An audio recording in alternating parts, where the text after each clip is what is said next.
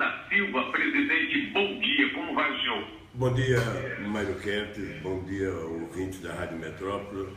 E eu, Mário, queria começar essa conversa com você dando os meus pêsames, meus sentimentos pela perda da tua mulher. Eu sei que não é fácil, porque eu passei por isso também. Não pude falar contigo antes, querido, mas só o tempo é que vai se encarregar de fazer com que a gente deixe esse sofrimento ficar menor. Sabe? Boa sorte para você, levanta a cabeça, que a vida continua, meu caro. É isso mesmo, presidente. O mesmo eu digo em relação ao senhor e a perda de sua esposa, companheira de tantos e tantos anos. A gente sabe como isso dói, pesa, mas vamos para frente. Um abraço. Outro, Mário. Sim, presidente. Agora, como é que o senhor está vendo essas denúncias todas, que inclusive pela primeira vez a gente tem a oportunidade de ouvir os delatores citando o seu nome, o nome de companheiros do seu partido, o PT, e vários, quase todos os outros partidos envolvidos? O que é que o senhor acha? Mário, eu faz mais de 2 anos que eu não consigo passar um dia sem ver uma denúncia, uma insinuação, uma mentira, uma leviandade. E eu estou suportando isso com muita tranquilidade já praticamente há mais de 2 anos. Você está lembrado que a primeira grande denúncia ela foi feita antes das eleições em 2014, quando uma revista, que eu não vou nem falar o nome, publicou a manchete: Lula e Dilma sabia de tudo. Agora eu sou pego de surpresa outra vez, eu já prestei vários depoimentos. Cada depoimento que eu vou prestar, eu fico abismado com a qualidade das perguntas que eles fazem, porque é uma coisa até sem nexo, ou seja, me parece que eles já estão com uma tese pronta, eles querem apenas encontrar, sabe, o conteúdo para eles colocarem dentro da tese deles. E eu estou muito tranquilo. Eu vou prestar um depoimento no dia 3 de maio, e é a grande oportunidade que eu tenho para poder ouvir as perguntas, as acusações que eu sou vítima, para mim poder responder com muita tranquilidade. Ontem houve mais um absurdo, quer dizer, a delação do Marcelo Odebrecht. Eu até compreendo que o Marcelo já está preso há 2 anos, até compreendo que ele tem família fora, que ele deve estar comendo o pão que o diabo amassou, e talvez esteja tentando criar condições para sair da cadeia. Agora, é tão inverossímil as acusações, é tão irreal as acusações, que eu não vou rir nem vou chorar. Eu vou analisar corretamente, vou conversar com os advogados, pegar o processo, ler cada peça do processo, para que a gente possa chegar no dia certo, dizer claramente o seguinte, ou seja, a delação ela tem que ser provada. Sabe? Não basta o cidadão falar alguma coisa, por mais sério, por mais bobagem que seja, a pessoa tem que provar. Sabe? Então, eu estou muito tranquilo, porque eu continuo desafiando qualquer empresário brasileiro, qualquer empresário, para dizer que um dia o Lula pediu R$10 para ele, ou alguém. Se alguém pedir meu nome, essa pessoa que pediu tem que ser presa, porque eu nunca autorizei ninguém a pedir dinheiro em meu nome. Então, eu não posso ficar nervoso, eu não posso perder a cabeça com cada coisa dessa. Eu sei do que está em jogo, eu tenho noção do que está em jogo nesse momento, sabe? E eu estou muito tranquilo, mas estou esperando. Hoje eu vou conversar com os advogados, vou começar a ler a peça e vou me preparar para o meu depoimento. E a vida continua, querido. Vou continuar fazendo política. O dia que alguém provar um erro meu, ou R$10 ilícito na minha vida, eu paro com a política. Presidente, o senhor acha que há uma coisa orquestrada buscando justificar uma eventual prisão sua? Eu acho que mais grave do que uma prisão minha, porque uma prisão pressupõe que você tem a prova.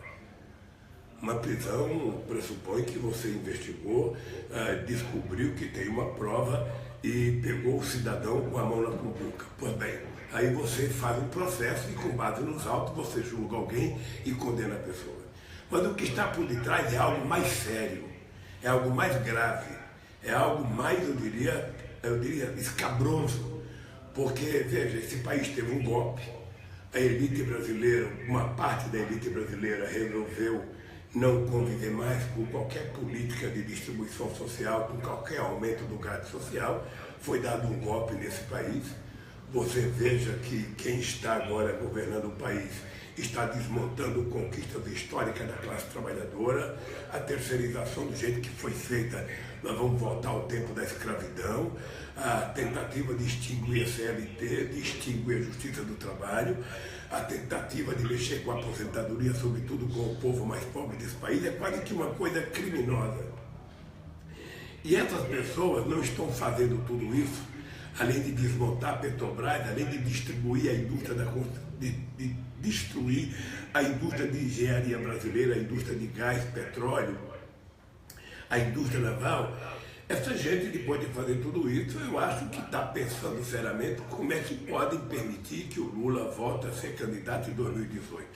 Então eu acho que o que está por detrás de tudo isso, na verdade, é o seguinte: nós precisamos encontrar uma pulga para evitar que o Lula se meta a ser candidato em 2018. É isso que está em jogo, e eu estou muito tranquilo, porque eu quero que alguém nesse país, são 204 milhões de habitantes, sabe, são não sei quantos juízes, não sei quantos promotores, não sei quantos policiais federais, que ele provem contra mim uma acusação dessas que eu vejo na imprensa todo santo dia. Quem quiser assistir, inclusive, ouvir o presidente Lula conversando comigo no Facebook dele, está transmitindo ao vivo a imagem, o Facebook de Lula, a imagem aqui do presidente Lula conversando comigo. Presidente, essas acusações que têm saído, inclusive, levam o senhor a desanimar, por exemplo, a uma ideia de se candidatar à presidência da República mais uma vez? Muito pelo contrário, Mário. Cada acusação dessa mexe com o meu brio, mexe com a minha honra, e eu sinto muito mais disposição de brigar. Eu não nasci para parar no meio do caminho. Eu tenho consciência do que eu fiz nesse país, eu tenho consciência dos benefícios que esse país adquiriram no meu governo, e eu fico muito triste de ver o país quebrado como está quebrado hoje. Fico muito triste de ver esse país afundando, o povo sofrendo, o povo está sem emprego, o povo está sem crédito, o salário está caindo, e ainda quero destruir a aposentadoria, a pensão. Então, eu estou convencido, já provei isso uma vez, que é possível esse país voltar a ser feliz, voltar a ser alegre, garantir escola para a nossa juventude, garantir emprego para o nosso povo, garantir, inclusive, crédito para que esse povo tenha acesso ao sistema financeiro e possa financiar as suas coisas, possa comprar, possa investir no pequeno negócio, no médio negócio. Então, se o país não tiver dinheiro circulando, as coisas não vão para frente.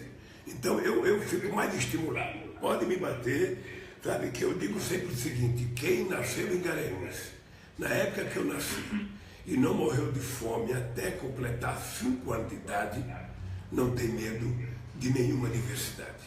Enfrentarei todas elas de cabeça erguida, e eu tenho uma coisa que é o maior legado que eu tenho, que é a minha honra, que é o patrimônio que eu conquistei da minha mãe, que é o direito de andar de cabeça erguida, e isso ninguém tira. Quem estiver contando mentira, quem estiver inventando historinha, quem estiver dizendo que criou uma conta para mim, para um terceiro, sabe, já faz 7 anos que eu deixei a presidência e essa conta está onde? Esse terceiro está onde?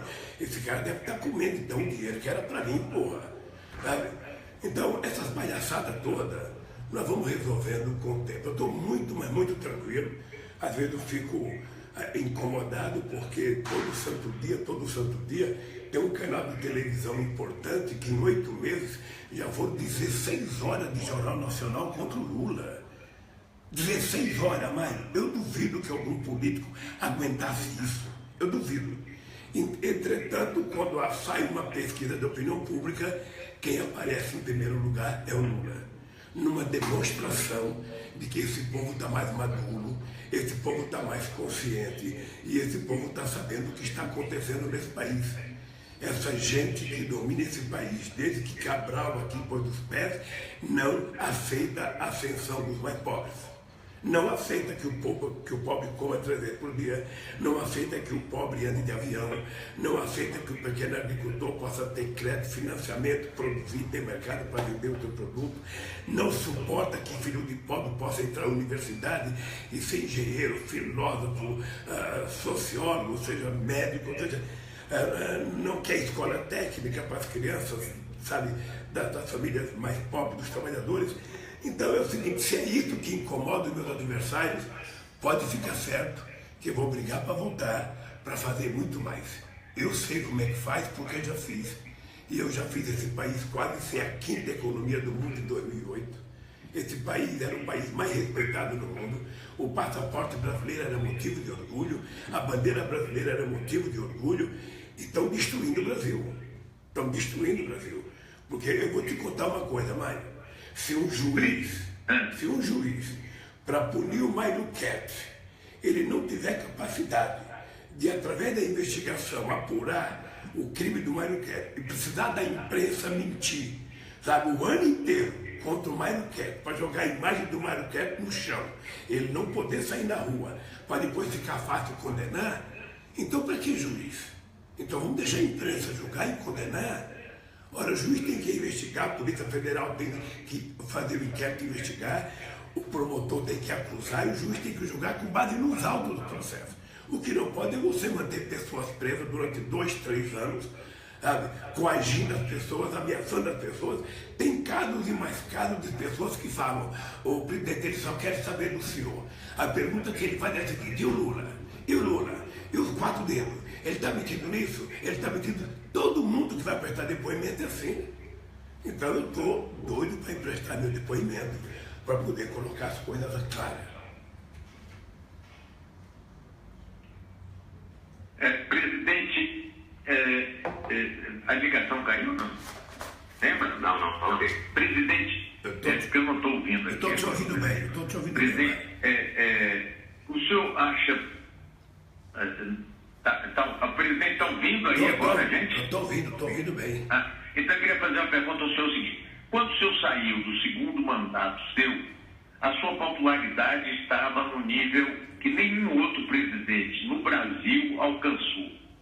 Entrou a presidente Dilma, primeiro governo dela, ela conseguiu ainda navegar muito no patrimônio que o senhor deixou, inclusive patrimônio político, não é? Mas no final do primeiro governo e o 2º mandato dela, que acabou sendo interrompido, a economia começou a cair muito. O senhor acha que, de alguma forma, o desempenho da presidente Dilma tenha prejudicado o senhor e o PT? Não, eu acho que o que aconteceu na economia brasileira prejudicou, não Lula, prejudicou o Brasil, prejudicou o povo trabalhador, prejudicou os empresários.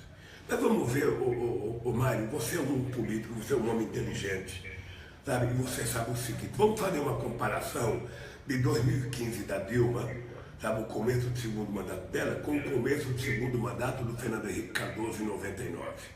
Teve aquela crise cambial do Fernando Henrique Cardoso, em que ele tinha 8% também de aprovação, que nem a Dilma. Qual foi a diferença do Fernando Henrique Cardoso e da Dilma? É que o Fernando Henrique Cardoso tinha o Temer presidente da Câmara, tentando ajudar o governo a aprovar as reformas para começar a recuperar a economia. Tá? E o Temer fez isso. Votou as coisas corretinhas e aprovou as coisas. A Dilma teve ao contrário. Ela teve Eduardo Cunha tentando atrapalhar qualquer reforma. Essa é a diferença básica.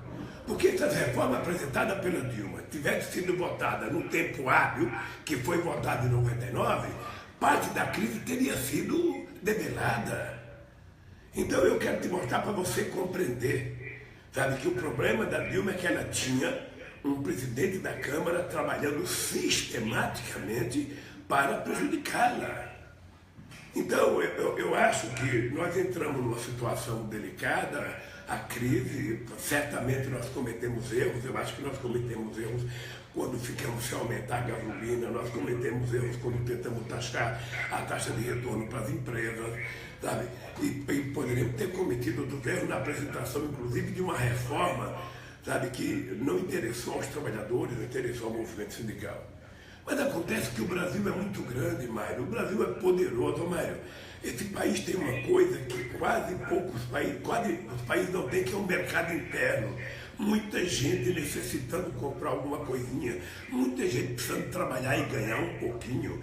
Sabe, você percebe que no Nordeste nunca mais houve saque, porque houve uma política de inclusão social como jamais aconteceu na história desse país.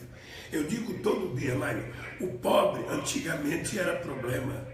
No meu governo, os pobres passaram a ser solução, porque era o pobre que ia no supermercado, era o pobre que ia na loja, era o pobre que ia para o aeroporto, era o pobre que ia para a estação rodoviária, era o pobre que, sabe, colhia mais, vendia mais, sabe, era a merenda escolar produzida por trabalhador da pequena agricultura familiar, era muito crédito para o Pronaf, sabe, eram coisas extraordinárias que provam o seguinte: na hora que você ajuda os pequenos a dar um passo, a subir um degrau, tudo melhora no país.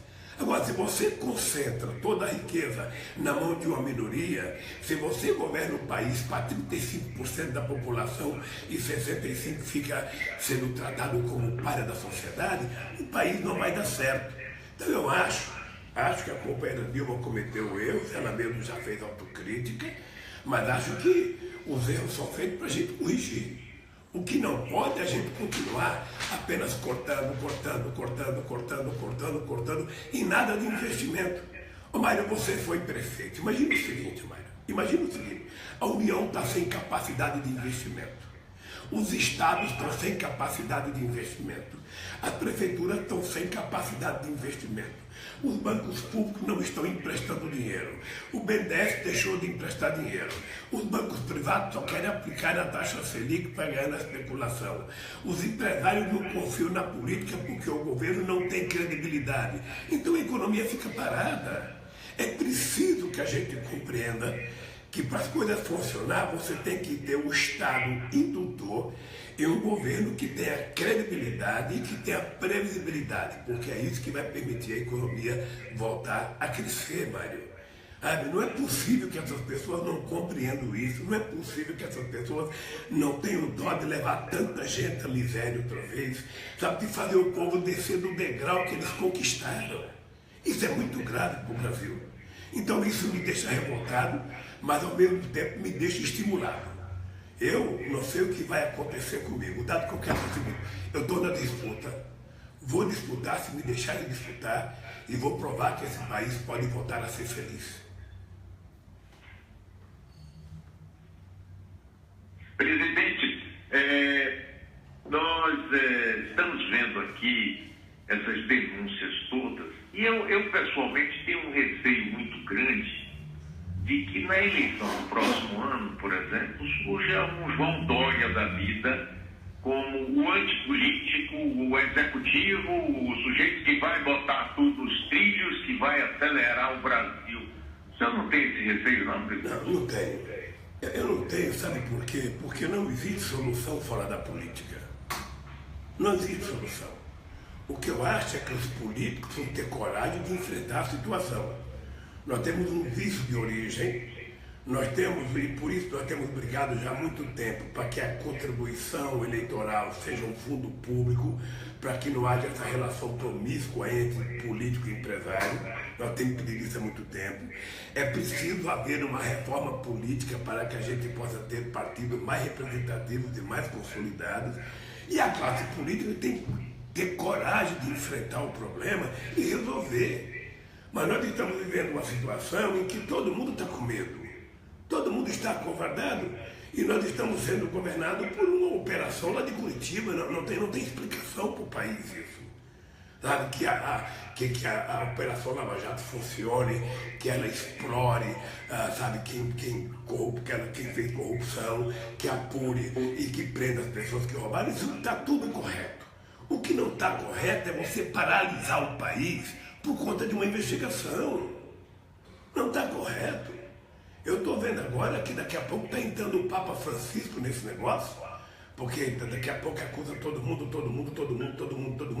sem provas, ou seja, apenas porque alguém falou que ouviu dizer que não sei das quantas. Ora, é preciso que a gente tenha consciência de responsabilidade com esse país.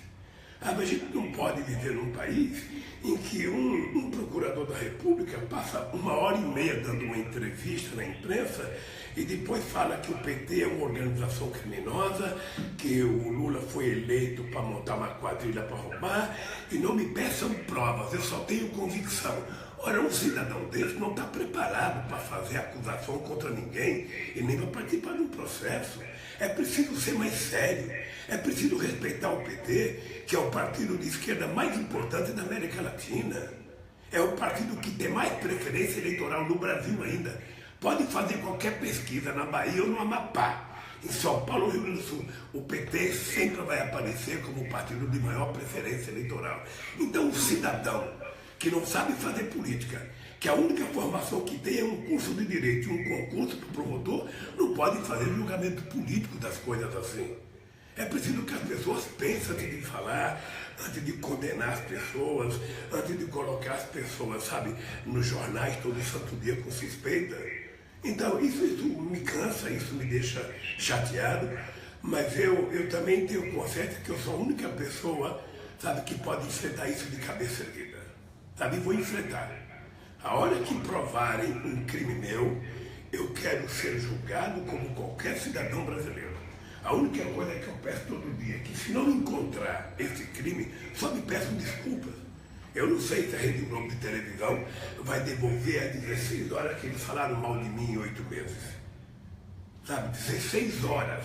Sabe quantas partidas de futebol Vitória e Bahia daria isso, Mário Kertz? Quantas partidas? Sabe, eu só quero que eles peçam desculpa, não precisa nem 16 horas, 5 minutos. Sabe? Presidente, eu estou conversando com o presidente Luiz Inácio Lula da Silva, direto de São Paulo. Nós estamos retransmitindo para 32 emissoras aqui no interior, toda a Bahia está ouvindo o ex-presidente Lula.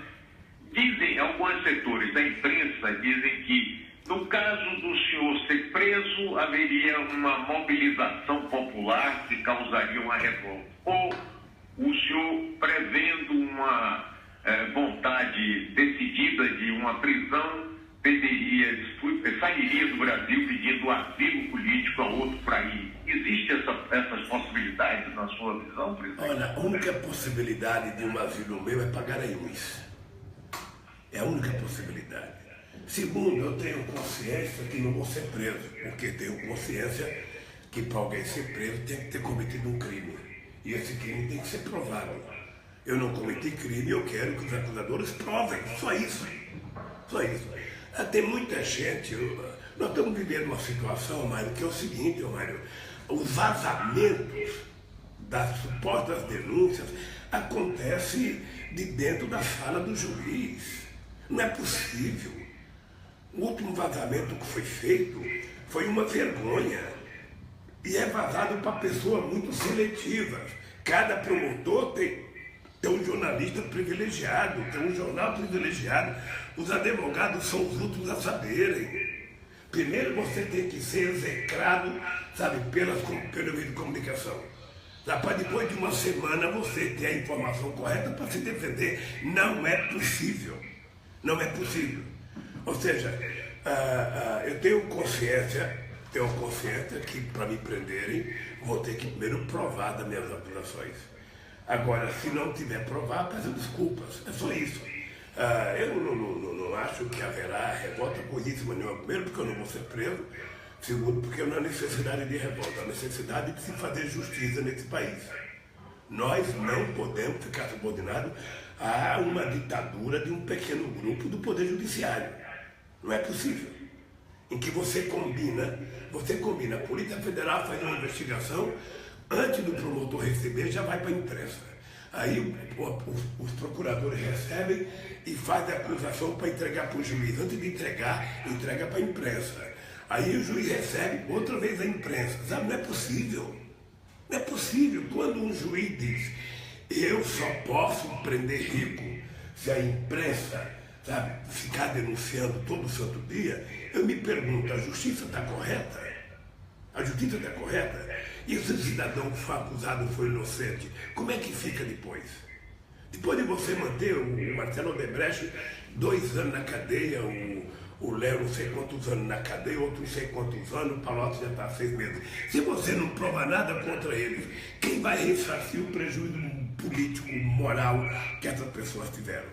Quando sai o nome de tantos políticos como saiu essa semana, e se não for verdade? E se não tiver? Ou seja, quem vai pedir desculpa a essa gente? Eu sei, presidente, agora o senhor sabe, presidente, que uma parte da população até apoia isso, porque durante muito tempo a elite nunca foi incomodada, nunca foi para a cadeia, nunca foi processada. A gente vivia aqui, o senhor bem sabe disso, num país de privilégios para a elite. Tanto que o seu partido e a sua luta pessoal foi muito contra isso. Mas uma parte bem razoável da população está achando isso ótimo, quer sangue, quer todo mundo na cadeia, quer todo mundo incriminado. E o país está muito cheio de ódio. Não, deixa eu te contar uma coisa, Mário. A sociedade, ela está induzida, ela está sendo alimentada por ódio. Obviamente que o povo pobre tem que gostar, sabe por quê? Porque nesse país se prendia uma pessoa que era numa farmácia e roubava um comprimido. Se prendia um coitado que roubava um pãozinho e por ele não ter advogado, ele ficava 6, 7 meses preso. Então, obviamente que o povo tem que estar feliz quando prende as pessoas ricas. E eu acho que tem que estar feliz mesmo, porque significa que a gente criou instituições fortes. E o que eu tenho orgulho? O que eu tenho orgulho, Mário? É que a gente não estaria fazendo as investigações que está fazendo se não fosse o governo do PT. Porque tudo o que está acontecendo é obra nossa, desde a delação premiada, ao fortalecimento da Polícia Federal, a autonomia do Ministério Público, é tudo obra nossa. E a Controladoria Geral da República, que o nosso amigo Jorge Arge, que você conhece muito bem, e o companheiro Valdir Pires, que foram procurados, que foram da Controladoria Geral da República, foram quem criaram um mecanismo de investigar a máquina do governo e fazer denúncia. Então eu tenho muito orgulho de ter contribuído para a gente apurar processo de corrupção, até fortalecer o COAF. Isso é coisa nossa também. Então, sabe, não venha ninguém me dizer que eu sou contra apurar corrupção. Eu sou amplamente favorável. O que eu sou contra é você primeiro criminalizar a pessoa antes de você ter prova. O que eu sou contra é isso. Primeiro a gente investiga, primeiro a gente descobre o crime, descobre o criminoso, prende e faz uma denúncia. Agora, a delação premiada, você pega o Fernandinho Beiramar, está preso, incomunicado, não sei, que matou mais de 60 pessoas. Chama ele para fazer uma delação premiada. Ele vai acusar até a mãe dele. Ele vai acusar até a mãe dele. O cara está preso, 4, não tem perspectiva de sair. Aí chega um cara e fala o seguinte: se você me der o nome do Mário Ketz, você vai ser solto. Me deu o nome do Jacques Wagner, que vai ser solto. Me deu o nome do governador, que você vai ser solto. Ora, o cara dá até o nome da mãe, da tia, do tio. Aí isso não é um critério. A delação premiada é uma coisa espontânea, não é uma coisa sob tortura. É por isso. Presidente, agora estão envolvendo nessas últimas delações, e pelo menos agora deixou de ser uma delação seletiva, né, já que o Supremo liberou, inclusive, vídeos e tudo, já agora é uma coisa, pelo menos, aparentemente mais democrática. Estão envolvendo, inclusive, seu filho, seu irmão, essa coisa toda, como é que bate aí no seu ânimo? Olha, você sabe que é isso que me fortalece, porque a mentira é tão descabida, sabe, que me dá certeza que não existe o que eles falam. Eu estava vendo um trecho aqui em que tem um cidadão que diz que o Debrecht dava R$5.000 para o meu irmão Frechico. Meu irmão Frechico é 4 anos mais velho do que eu. Ele que me introduziu na política no sindicato em 1968. Ou seja, eu nunca dei R$1 para o meu irmão Frechico, porque ele nunca precisou e nunca pediu para mim. Olha, se a Odebrecht resolveu dar R$5.000 para o meu irmão, é problema da Odebrecht. É problema da Odebrecht. O que é que vem colocar o meu nome nisso de que eu estou envolvido? O meu filho estava metido no futebol americano e tinha patrocínio. Ora, qual é o crime que ele cometeu? Incriminado por um apartamento que não é meu.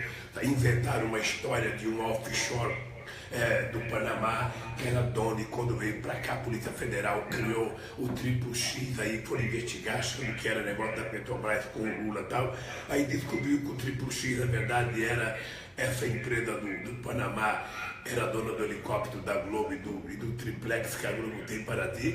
Eles soltaram o cara e desapareceu, nunca mais ninguém tocou no assunto, sabe? Eu sou acusado de uma reforma no sítio Atibaia, que o sítio não é meu, o sítio tem dono, sabe, tem cartório, tem tudo, mas como eles contaram uma mentira, eles não têm como sair agora. Eles não têm como sair. Então nós estamos nesse imbróglio, ou seja, eu falei, eu agora preciso manter. Como é que eu vou? A Globo depois pode ficar meses e meses sobrevoando o apartamento, dizendo que o apartamento era do Lula, que não tem das contas, que não tem das contas. Como é que ela vai dizer agora que não era meu? Presidente, o senhor acha que é possível, por exemplo, a gente ter um clima eleitoral no próximo ano e que a gente seja mais tranquilo e que haja essa discussão, quem quiser votar no seu vote, quem não quiser não vote, porque do jeito que as coisas estão acirradas no país, eu fico muito temeroso da gente viver quase num clima de guerra civil. O que o senhor acha? Eu acho que a situação já amenizou um pouco. O clima de ódio que nós tínhamos já diminuiu muito em vários estados da federação. Eu quero ajudar a construir, Mário, um mundo democrático em que as pessoas aprendam a conviver na diversidade. Você briga com o teu adversário durante as eleições, mas se você perder uma eleição, o teu adversário vai governar e você não pode ficar tentando destruir a governança do teu adversário. Sabe, a política existe para você conversar, para você negociar, para você fazer coalizão, para você fazer acordos programáticos. E fora da política é o fascismo. Fora da política é o nazismo. Não existe possibilidade de você encontrar uma saída fora da política. Você tem que melhorar a classe política. Agora, em 2018, o povo pode mudar. Pode mudar, pode eleger só gente boa. Pode eleger. Está na mão do povo em 2018 eleger os melhores governadores, os melhores deputados estaduais, os melhores federais, os melhores senadores.